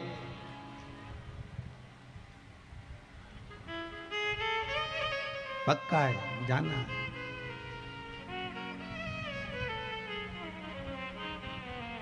इसीलिए शायद बार बार कहते हैं साधु सन्यासी लोग कि माटी के पुतले तुझको कितना गुमान है, कितना अहंकार तेरे भीतर है। हे मट्टी का, जब जाएगा किसी काम नहीं आएगा। शेर मरता है, उसकी खाल काम आ जाती है। हाथी मरता है, उसका चमड़ा, उसका दांत काम आ जाता है। बंदर मरे, उसकी खाल काम आ जाती है। सांप मरे, उसके भी कंठ का विष काम आ जाता है। पर ये मानव ऐसा खोड़ला पैदा हुआ, ऐसा पैदा हुआ, इतना पाप इसके अंदर भरा, इतना कपट भरा, इतनी बेईमानी भरी कि ये मरे तो कई काम नहीं आए, आखिरी में आग ही लगाना पड़ जाए। लगाओ आग, ये किसी काम का नहीं है, बटोरना नहीं है। और जितने मरे आज तक कौन ने उनको संभाल के रखे? कोई ने संभाल के रखा है? जैसे ही घर में कोई मरता है, इसके कपड़े को बाहर फेंक दो, चद्दर बाहर फेंक दो। बोलो फेंकते कि नहीं फेंकते हैं? जम के तो बोलो, फेंकते हो ना?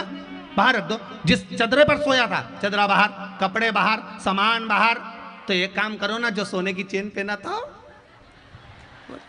नहीं, वो नहीं बाहर फेंकना। वो तो आधी रात को मरा, तो आधी रात को निकाल आधी रात को रखे। अब बताओ, ऐसे ऐसे चोटों के साथ अपन रह रहे हैं जो रात को ही निकाल लेंगे, तो भी अपन को रहना पड़ रहा है इनके साथ में।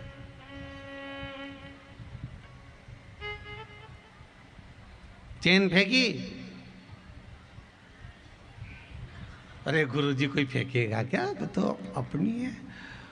और आखिरी में जलाओ, चिता पर लेटाओ, तो गांव के लोग कहते हैं देख लो जरा हाथ पैर में कुछ है तो नहीं। और वहां पे भी देख रहे नहीं, अंगूठी तुमने रात को ही निकाल ली थी, उंगली सूज जाती ना, इसलिए पहले ही निकाल ली हमने, तो सब सामान। अब कुछ पड़ा है शरीर पे? कुछ भी नहीं है, बस केवल एक रुद्राक्ष की माला पड़ी ने एक तुलसी की माला पड़ी। भगवान भी बोले यही तुलसी रुद्राक्ष तेरे को ऊपर तक काम आएगा, बाकी के कुछ साथ नहीं जाएगा, सब पड़ा रह जाएगा।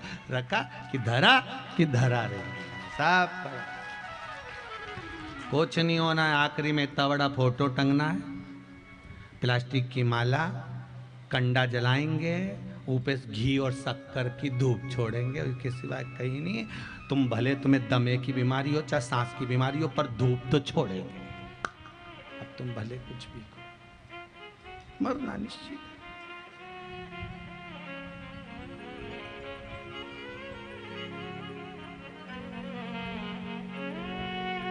वर मांगा, वर दीजिए। क्या? मरू ना, प्राण ना छूटे। महिषासुर मरना तो पड़ेगा, ये पक्का है, तो वर दो मुझे। अच्छे से अच्छा वीर पुरुष मुझे नहीं जीत सकता, तो स्त्री मुझे क्या जीतेगी? अगर मरूं तो स्त्री के हाथ से मरूं, दे दो वर। अब पुरुष के बस की बात नहीं थी कि महिषासुर से युद्ध लड़ ले, तो स्त्री में कहां बल आएगा इतना? नारी में इतना बल का? पर मांग लिया कि मरूं तो स्त्री के हाथ से मरूं। समय आ गया, चारों तरफ हाहाकार मचने लगा। महिषासुर ने हाहाकार मचा दिया, देवता परेशान हो गए, सब रोने लगे, चिल्लाने लगे, चीखने लगे। तब भगवान देव अधिदेव महादेव के पास सूचना गई। शंकर भगवान ने भगवान विष्णु से कहा, नारायण कृपा करिए। भगवान विष्णु ने पूछा, क्या बात है भोलेनाथ?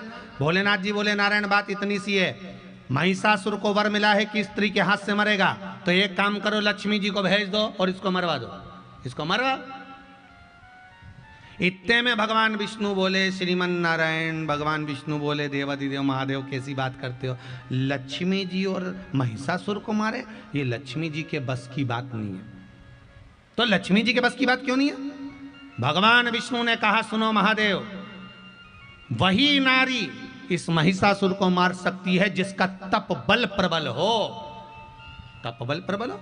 तो क्या लक्ष्मी जी का तब्बल प्रबल नहीं है? नहीं, लक्ष्मी जी में तब्बल तो है, पर लक्ष्मी जी में एक बात ठीक नहीं थी कि लक्ष्मी जी बोल पड़ी थी। एक बार क्या बोल दिया था? एक बार लक्ष्मी जी श्रृंगार कर रही थी। उस नारी का तप बल प्रबल होता है जो अपने पति से कभी पलट कर जवाब ना दियो। एक बार लक्ष्मी जी श्रृंगार कर रही थी और भगवान विष्णु बोले, मैं वहां पहुंच गया। पहुंचते से मैंने लक्ष्मी जी के श्रृंगार को देखा तो हंस दिया। अब पति है, पत्नी को देखकर मुस्कुरा दे तो उसमें कौन सी दिक्कत वाली बात? लक्ष्मी जी को देखकर मैं हंस दिया, हंसा। लक्ष्मी जी को क्रोध आ गया और लक्ष्मी जी ने श्राप दे दिया, हे नारायण, आप मेरे ऊपर हंसे हो, मैं आपको श्राप देती हूं कि आप मेरे को देखकर घोड़े जैसे हंसे हो, इसलिए आपका ये मुख सिर कटेगा और घोड़े का मुख लगेगा, क्योंकि तुम मेरे ऊपर हंसे हो। भगवान विष्णु का हयग्रीव अवतार हुआ, घोड़े का मुंह लगा लक्ष्मी जी के कारण। इसलिए लक्ष्मी जी का सातित्व इतना प्रबल नहीं कि लक्ष्मी जी ने क्योंकि मुझे श्राप दिया था। तो एक काम करो, भगवान शंकर बोले, ब्रह्माणी को भेज दो, ब्रह्मा जी की पत्नी को। नहीं महाराज, ब्रह्माणी भी नहीं जा सकती। क्यों नहीं जा सकती? एक बार पुष्कर जी में यज्ञ चल रहा था, ब्रह्मा जी से कहा, ब्रह्माणी को लेकर आओ, यज्ञ का मुहूर्त निकल रहा है, हवन में बैठो, बैठो दोनों जोड़े से। नहीं, ब्रह्मा जी ने ब्रह्माणी से कहा, ब्रह्माणी चलो, यज्ञ का समय हो रहा है, जल्दी चलो। इतने में ब्रह्माणी जी श्रृंगार करने में लगी थी, तैयार होने में लगी थी, ब्रह्माणी नहीं आई। ब्रह्मा जी फिर गए, ब्रह्माणी चलो, मुहूर्त निकल रहा है, ब्रह्माणी नहीं आई।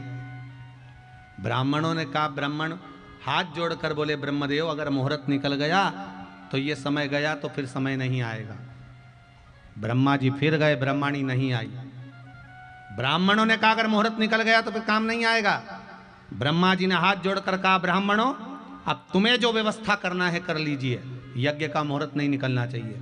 ब्राह्मणों ने गाय माता को खड़ा करा, गौ माता को खड़ा कर कर ब्राह्मण वेद की ध्वनि पढ़ना प्रारंभ करे।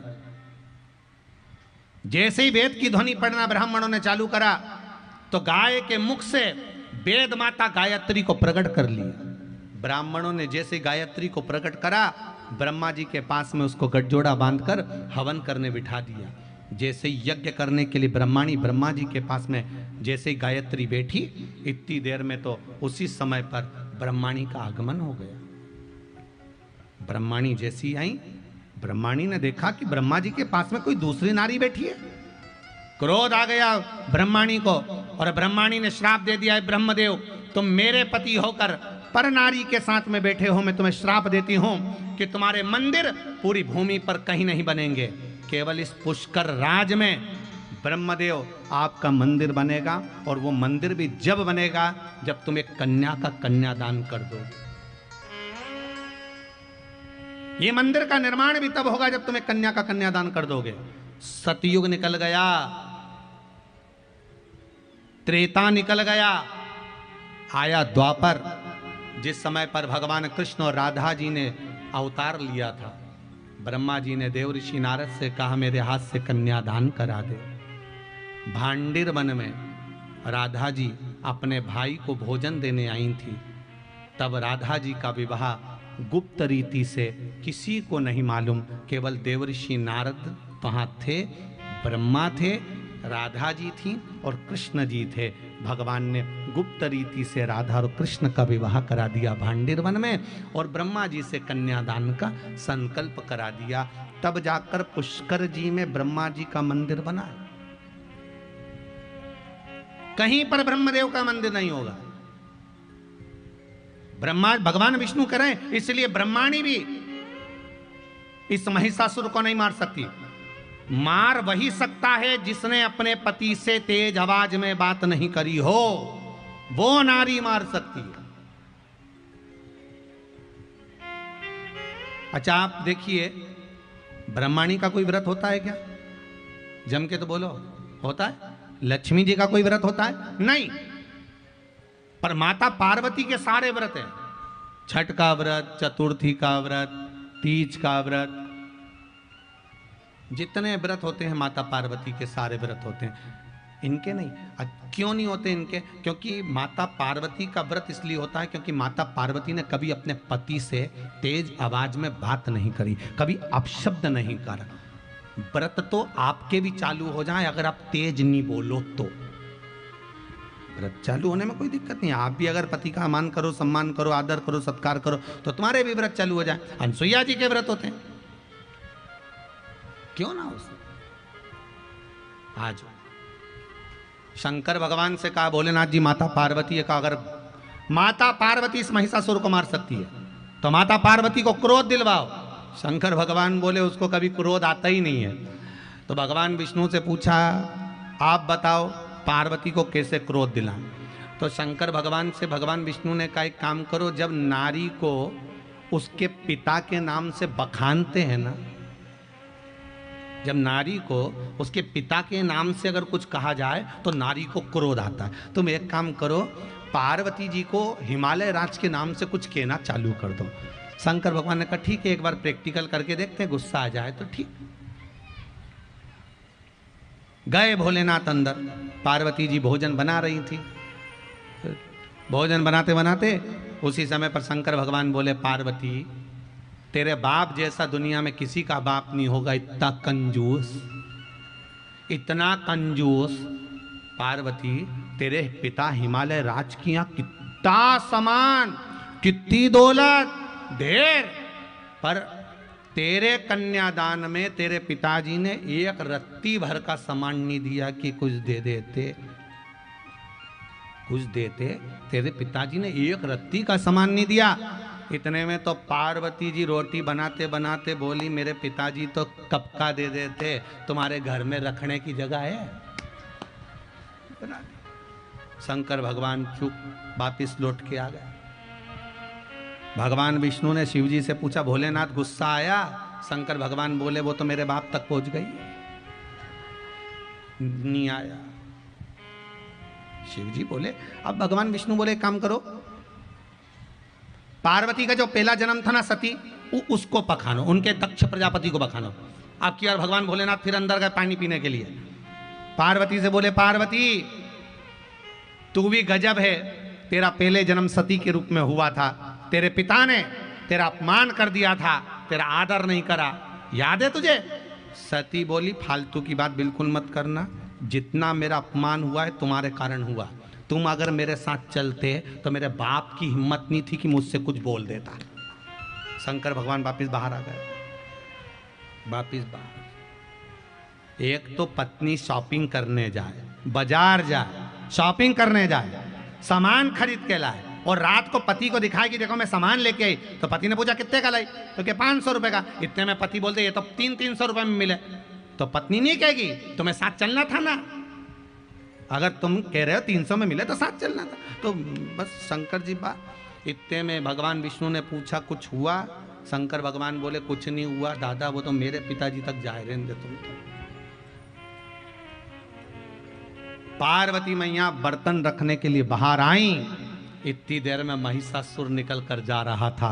महिषासुर ने जो जगत जननी जगदम्बा को देखा, अरे इतनी सुंदर, महिषासुर ने कहा ओ सुंदरी मैं तुझे अपना बनाना चाहता हूं। इतने में तो मां ने जो घूर कर देखा, शंकर भगवान विष्णु से बोले अब बताओ आगे क्या करना है। भगवान विष्णु बोले बिल्कुल पीछे हट जाओ, चिंगारी में आग लग गई है, अब कुछ नहीं करना है, थोड़ी देर में रावण जलने वाला है क्योंकि तीर छूट गया है, अब तो हटो यहां से साइड। महिषासुर बोला ओ सुंदरी मैं तुझे अपना बनाऊंगा। इतने में तो पार्वती मैया ने जो बाल खोले, जो घूर के देखा, और देवताओं ने जो स्तुति करना प्रारंभ करी। जो स्तुति, तेरे भक्त जनों पर माता भीड़ पड़ी है भारी, और दानव दल पर टूट पड़ो मां। जो देवता ने स्तुति,